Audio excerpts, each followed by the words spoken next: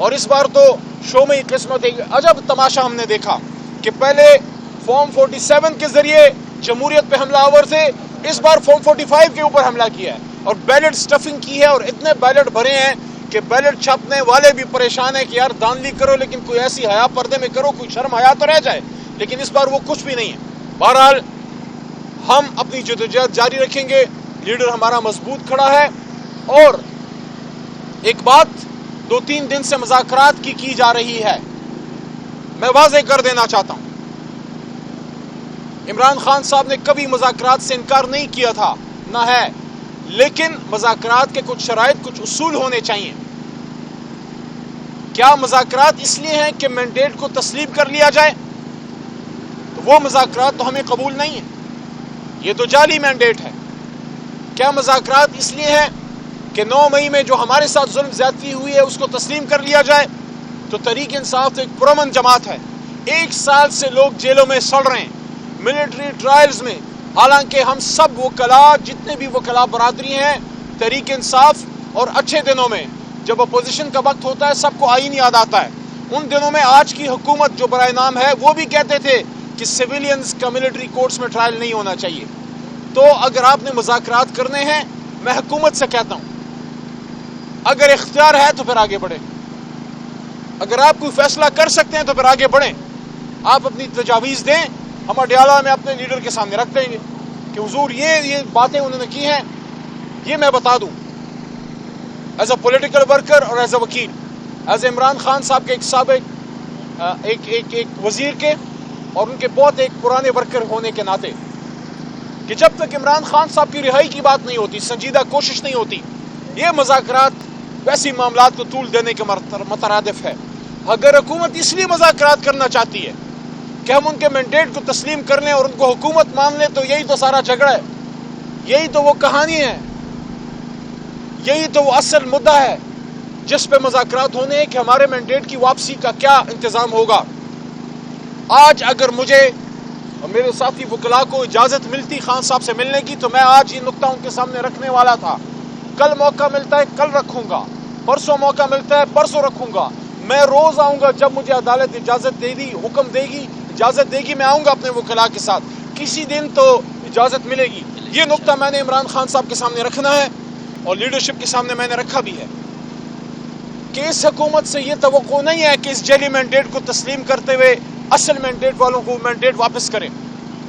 ہمیں supreme court میں جانا ہے، سپریم کورٹ کو آرٹیکل 184(3) کے تحت سو موٹو نوٹس لینا چاہیے اور جوڈیشل کمیشن بنانا چاہیے، جس طرح 2014 میں صرف 4 حلقوں پہ جوڈیشل کمیشن بنا تھا، تو آج 200-250 حلقوں پہ کیوں نہیں بن سکتا؟ پورا الیکشن چرا لیا گیا ہے۔ اور آخری بات، محترم صد احترام چیف جسٹس آف پاکستان جناب قاضی فائز عیسی صاحب سے درخواست ہے کہ آپ نے خود انیشیٹو لیا، جو قابل ستائش تھا، جب آپ نے عدالت رات کو کھولی اور آپ نے فرمایا کہ یہ الیکشن 8 فروری کا پتھر پہ لکیر ہے، یہ الیکشن پتھر پہ لکیر ہے، تو وہ لکیر تو ہم نے دیکھ لی، لیکن چیف جسٹس صاحب، الیکشن فری اینڈ فیئر ہونا بھی اتنا ہی ضروری ہے جتنا الیکشن ہونا ضروری ہے۔ آپ نے الیکشن تو کرا دیا، کیا یہ اب آپ کی ذمہ داری نہیں ہے بصد احترام کہ یہ انویسٹیگیٹ کریں کہ یہ الیکشن فری اور فیئر تھا کہ نہیں؟ اور آج اگر آپ دیکھیں تو اندھوں کو بھی نظر آ رہا ہے کہ یہ الیکشن سب کچھ تھا لیکن فری اینڈ فیئر نہیں تھا۔ بہرحال وہ کیا کہتے ہیں کہ پلٹنا جھپٹنا جھپٹ کر پلٹنا، لہو گرم رکھنے کا ہے ایک بہانہ، پرندوں کی دنیا کا درویش ہوں میں کہ شاہی بناتا نہیں آشیانہ۔ نہ عمران خان ہار مارے گا، نہ عمران خان ہار مانے گا، نہ عمران خان صاحب کی جماعت ہار مانے گی، نہ پاکستان کی عوام ہار مانے گی، نہ عمران خان صاحب کے وکلاء جو ILF ہے وہ ہار مانیں گے، اور نہ پاکستان کے حق پرست ہار مانیں گے، اور نہ علی محمد خان اور میرے ساتھی، نہ ہم ہار مانیں گے۔ ہم آخری دم تک پاکستان کے ساتھ کھڑے ہیں، عمران خان کے ساتھ کھڑے ہیں۔ بہت شکریہ۔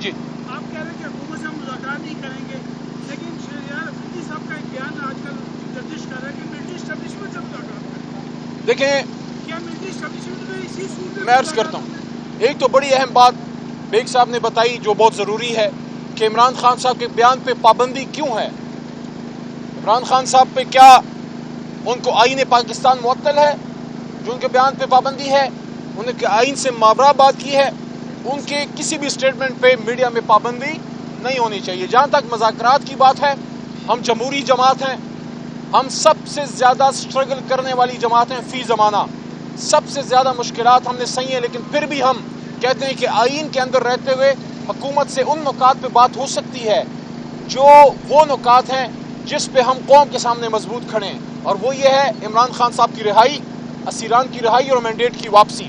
اب حکومت اپنے نکات پیش کرے تاکہ وہ عمران خان صاحب کے سامنے رکھ دیے جائیں کہ حکومت ان باتوں پہ مذاکرات کرنا چاہتی ہے۔ اگر عمران خان صاحب اجازت دیں گے تو پھر مذاکرات ہوں گے۔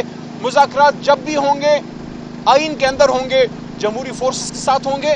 جہاں تک اسٹیبلشمنٹ کا تعلق ہے، وہ ہماری اس ملکی معاملات کا ایک لازمی حصہ ضرور رہا ہے۔ اگر کوئی مس انڈرسٹینڈنگ ہے اس کو دور کرنے کے لیے بات ہو سکتی ہے، لیکن مذاکرات سیاسی جماعتوں کے بیچ میں ہونے چاہیے۔ جی، حکومت یہ الزام لگاتی ہے کہ آپ لوگ سنجیدہ نہیں ہے، پی ٹی آئی سنجیدہ نہیں ہے، آپ کے اسپوک پرسن کا نہیں پتا، آپ کے مذاکرات کرنے والی ٹیم کا نہیں پتا، آپ لوگ مطلب بہتر وہ بات کر رہے ہیں۔ میرے بھائی سنجیدگی کی بات وہ کریں جو ٹک ٹاک کی دنیا سے تو باہر آئیں، پہلے یونیفارم پہننے سے تو باہر آئیں، پہلے اپنا کام شروع کریں۔ آپ کبھی یہ یونیفارم، کبھی وہ ٹک ٹاک، کبھی وہاں پہ چھاپے، کبھی آپ وہ کام کریں جو کرنے والا کام ہے۔ اگر حکومت سنجیدہ ہے تو پھر دیکھیں ماحول حکومت نے بنانا ہے۔ اگر حکومت مذاکرات میں سنجیدہ ہے تو آپ ماحول تو بنائیں۔ عمران خان صاحب کی رہائی کے لیے آپ پیش قدمی تو کریں۔ جو غلط کیسز بنائے گئے ہیں ان کی واپسی کا کیا سسٹم ہے؟ کیا یہ جو سیاسی بنیاد پہ آپ نے پولیٹیکل کیسز بنائے ہیں، اچانک کیا ہو گیا کہ ایک دن ایک شخص ملک کا وزیر اعظم ہے جس کو سلامی دی جا رہی ہے اور پھر اس کو 2-2.5 مہینے کے اندر 100, 150, 200 کیسز بن گئے؟ کیا عمران خان صاحب دہشت گرد تھے، یا ہمارے ساتھی دہشت گرد ہیں، یا مجھ جیسے آدمی پہ جو ہمیشہ آئین کی بات کرتا ہے یہ کالا کوٹ کیوں پہنا ہے؟ کیا یہ دنیا کو دکھانے کے لیے پہنا ہے؟ اس لیے پہنے کہ ہم اس پہ بلیو کرتے ہیں، ہم بلیو کرتے ہیں کہ ملک کو آئین کے مطابق چلنا ہے۔ میرے جیسے آدمی پہ جس نے ہمیشہ مذاکرات کی بات کی، جس نے آئین کی بات کی، اس پہ آرمی ایکٹ لگا، اس پہ سیکرٹ ایکٹ لگا، اس پہ دہشت گردی کا پرچہ کٹا، یہ تو اللہ بھلا کوٹ اور ہمارے وہاں جو آزاد جج صاحبان ہیں جنہوں نے ہمت دکھائی اور میرے جیسے لوگوں کے کیس ختم ہوئے، ورنہ مجھے بھی کہیں ملٹری ٹرائل میں پھینکا گیا ہوتا۔ تو اس لیے میں یہ عرض کر رہا ہوں، جو آپ کا سوال ہے بڑا بنیادی ہے۔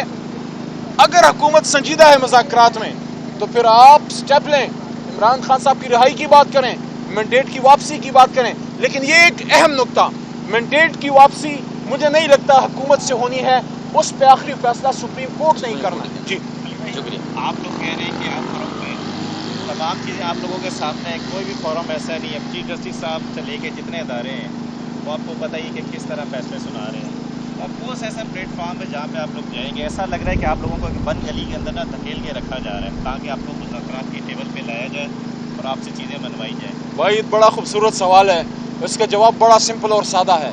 عمران خان اکیلا نہیں ہے، اس کے پیچھے 25 کروڑ عوام ہے۔ اگر آپ عمران خان اور تحریک انصاف کو بند گلی میں دھکیلیں گے تو یہ آپ عمران خان کو نہیں، 25 کروڑ عوام اس ملک کی ترقی، اس کی معاشی استحکام، اس کی انویسٹمنٹ، اس کی ڈیولپمنٹ، اس کی ایکسپورٹ، سب کو آپ بند گلی میں دھکیل رہے ہیں۔ آج آپ دیکھ لیں کسان کا کیا حال ہے۔ ہمارے دور میں بمپر کراپ ہوئی تھی کہ نہیں ہوئی تھی؟ بتائیں نا جی۔ ہمارے دور میں کسانوں کو کماد کی کمائی ریکارڈ ہوئی تھی کہ نہیں ہوئی تھی؟ وقت پہ پیمنٹ ہوئی تھی کہ نہیں ہوئی تھی؟ بڑے بڑے مل اونرز کو پرچے کٹے تھے کہ نہیں جب کسان کو وقت پہ کماد کی پیمنٹ نہیں ہوتی تھی؟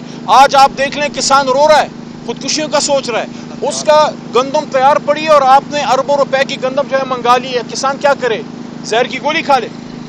سر آپ کے کہنے کے مطابق معاشی ترقی ہوئی ہے، لیکن رضا باقر کو اسٹیٹ بینک کا گورنر آپ کی گورنمنٹ نے بنایا اور آئی ایم ایف کی وجہ سے بنایا، وہ کیا؟ دیکھیں یہ بھی بڑا خوبصورت سوال ہے۔ ہمیں تو ایک ایسی مردہ سواری دی گئی، اکانومی کی بات کر رہا ہوں، جس میں جان عمران خان نے ڈالی اللہ کے حکم سے، کیونکہ 75 سال سے یہ ملک بنا ہوا ہے۔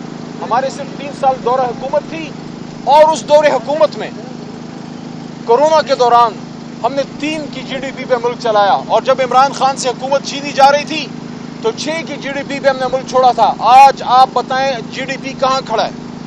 آج آپ بتائیں فوریکس ریزروز کہاں کھڑے ہیں؟ آج آپ بتائیں کوئی اللہ کا ولی باہر سے پیسے بھیج رہا ہے، کوئی انویسٹمنٹ کرے گا؟